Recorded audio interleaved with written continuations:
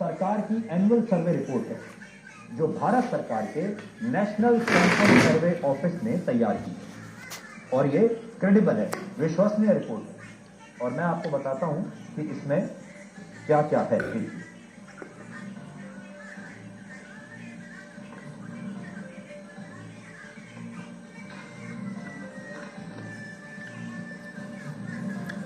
अब देखिए, भारत में बेरोजगारी दर, आप बहुत सुनते होंगे कि भारत में बेरोजगारी दर बढ़ती जा रही है। आपने अक्सर यही बात सुनी होगी। ये डेटा पहले देख लीजिए। वर्ष 2022 और 23 में, यानी ये वाला जो साल जब हम बात कर रहे हैं आपको, 22 और 23 में भारत में बेरोजगारी दर 3.2% रही, जो वर्ष 2021 और 22 में 4.1% थी और 2017 और 18 में 6% थी। तो पहले यहां देख लीजिए, 2017-18 में बेरोजगारी दर थी 6%, जो कि सबसे ज्यादा थी पिछले 5 साल में।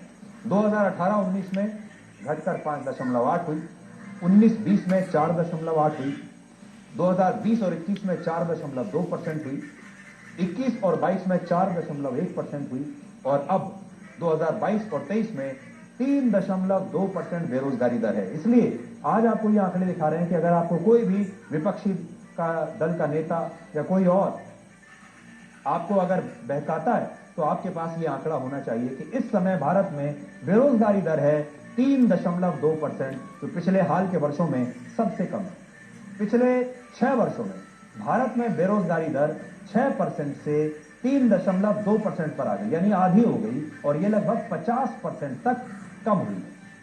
अब देखिए, अभी हमारे देश में विपक्षी दलों के लिए जातिगत जनगणना के बाद बेरोजगारी सबसे बड़ा मुद्दा है, लेकिन सच्चाई यह है कि इस समय हमारे देश में हर 100 में से सिर्फ 3.2 कामगारों के पास ही रोजगार नहीं।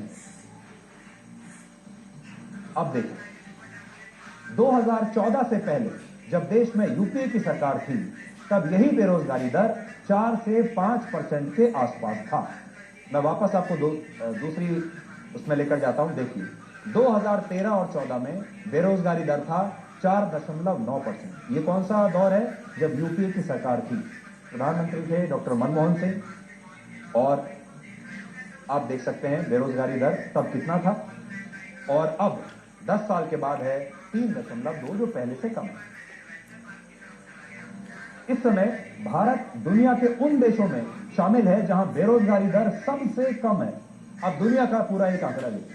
दक्षिण अफ्रीका में बेरोजगारी दर इस समय 32.8% है, ब्राजील में 8.3%, पाकिस्तान में 8.5%, फ्रांस में 7.4%, इटली में 7.9%, ईरान में 9.4%, चीन में 5.3%, ब्रिटेन में 4.2% और अमेरिका में बेरोजगारी दर इस समय है लगभग 4%। अब आपके सामने तमाम देश, मैंने तुलना आपके सामने की है, दुनिया भर में बेरोजगारी दर कितनी है। यहां पर भी अगर आप देखेंगे तो भारत में बेरोजगारी दर सबसे कम है 3.2%, जो कि अमेरिका से कम है, ब्रिटेन से कम है, चीन से कम है, इटली फ्रांस से कम है, पाकिस्तान को चलो छोड़ दीजिए, ब्राजील से कम है, ईरान से कम है और दक्षिण अफ्रीका से भी बहुत कम है।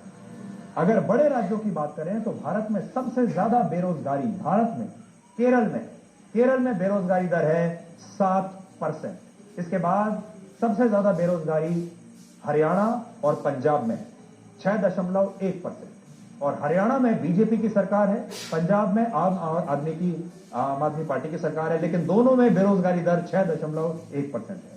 इसके बाद उत्तराखंड में 4.5%, राजस्थान, तेलंगाना और जम्मू कश्मीर में 4.4%, हिमाचल प्रदेश में 4.3% और बिहार में बेरोजगारी दर है 3.9%। तो अपने राज्यों में क्या हाल है वो आप देख सकते हैं बेरोजगारी दर। बड़ी बात यह है कि भारत के जिन 10 राज्यों में सबसे कम बेरोजगारी है, उनमें 7 राज्यों में बीजेपी और एनडीए की सरकार है। पूरे देश में सबसे कम बेरोजगारी त्रिपुरा में है, वहां पर बेरोजगारी दर सिर्फ 1.4% है। इसके बाद मध्य प्रदेश में 1.6%, यानी वहां भी स्थिति बहुत अच्छी है। झारखंड, गुजरात और असम में 1.7%, दिल्ली में 1.9%, पश्चिम बंगाल में 2.2% और उत्तर प्रदेश में बेरोजगारी दर सिर्फ 2.4% है। यानी जिन राज्यों में बीजेपी की सरकारें हैं वहां देश में सबसे कम बेरोजगारी है। जो आपके सामने नैरेटिव पेश किया जाता है उसके उल्टा। इसके अलावा जिन 5 राज्यों में अगले महीने चुनाव होने हैं उनमें सबसे ज्यादा बेरोजगारी कांग्रेस शासित राज्यों में है। राजस्थान में बेरोजगारी दर 4.4%, तेलंगाना में भी 4.4%, छत्तीसगढ़ में 2.4% और छत्तीसगढ़ में कांग्रेस पार्टी की सरकार है। मिजोरम में 2.2% है। मध्य प्रदेश में सबसे कम बेरोजगारी दर है, वहां है 1.6%। लेकिन इसके बावजूद बेरोजगारी पर सबसे ज्यादा राजनीति मध्य प्रदेश में ही हो रही है और वहां पर कांग्रेस पार्टी ने जो अपना घोषणा पत्र जारी किया है उसमें सबसे ज्यादा जो जोर दिया गया है वो बेरोजगारी पर ही दिया गया है। अब आप इससे समझ जाएंगे। इसका डेटा और भी है, आज क्योंकि समय समाप्त हो गया है हमारे पास, आज समय नहीं है। इसका और डेटा भी हम आपको बताएंगे। कल मैं आपको वो डेटा दिखाऊंगा जिसमें मैं आपको ये बताऊंगा कि पिछले 5 साल में हमारे देश में जो लोग अपना काम करते हैं उनकी आय में कितनी वृद्धि हुई है और जो लोग नौकरी पेशा करते हैं उनकी आय में कितनी वृद्धि हुई है। क्योंकि 2 तरह के लोगों में रोजगारों को आप बांट सकते हैं। एक वो लोग जो स्वरोजगार के तहत अपना काम करते हैं और एक वो लोग जो नौकरी पेशे वाले लोग हैं।